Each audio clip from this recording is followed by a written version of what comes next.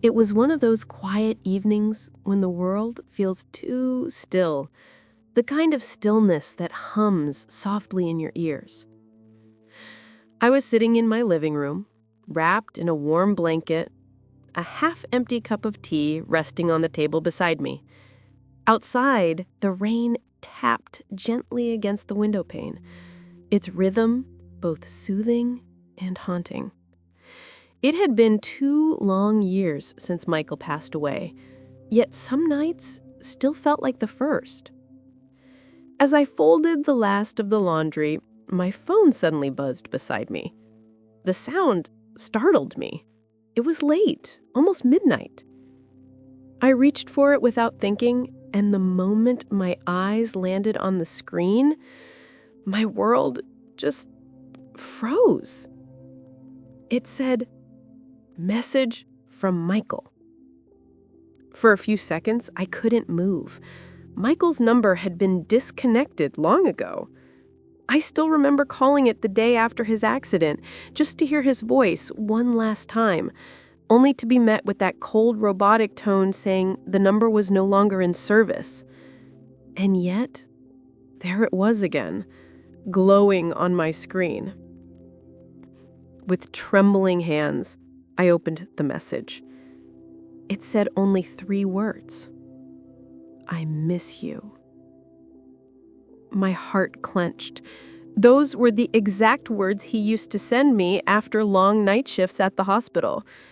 His quiet way of saying, "I love you."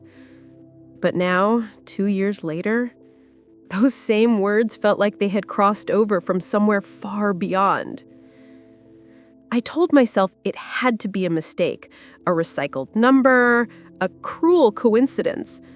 But something inside me whispered that it wasn't.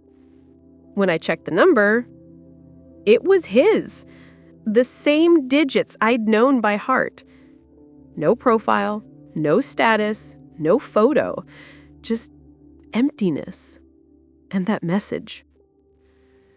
That night, I couldn't sleep. I sat there, watching the phone, waiting. Nothing else came. By morning, my eyes burned from tears and my heart felt heavier than it had in months. I didn't tell my daughter, Lena. She had just started to smile again. I couldn't drag her back into my storm.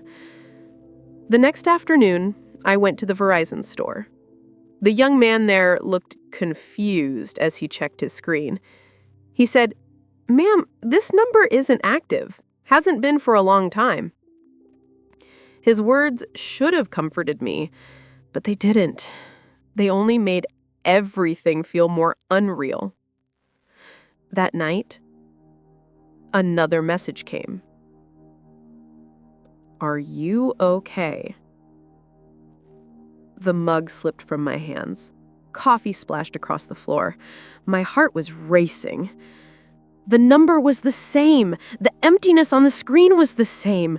But those words, they felt alive. Like Michael was talking to me.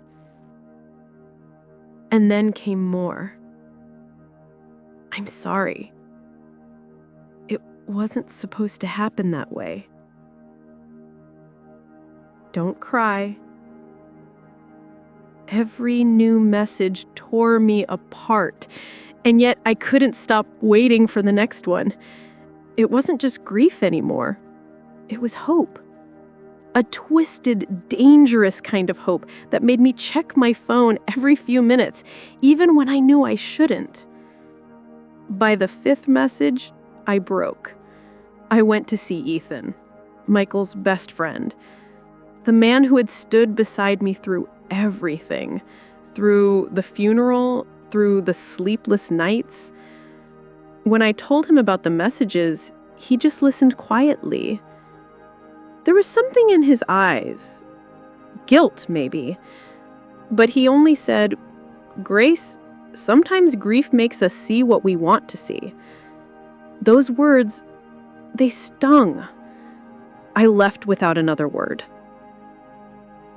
That night, another message came. "I left something for you." Those words felt different, like a clue, like he wanted me to find something. I walked over to Michael's old drawer, the one I hadn't opened in over a year. Inside were his old things, his watch, cufflinks, his wallet, and underneath them, his laptop. When I turned it on, the screen flickered for a few seconds before lighting up. Hidden in his files was an unsent email draft dated just 2 days before his accident.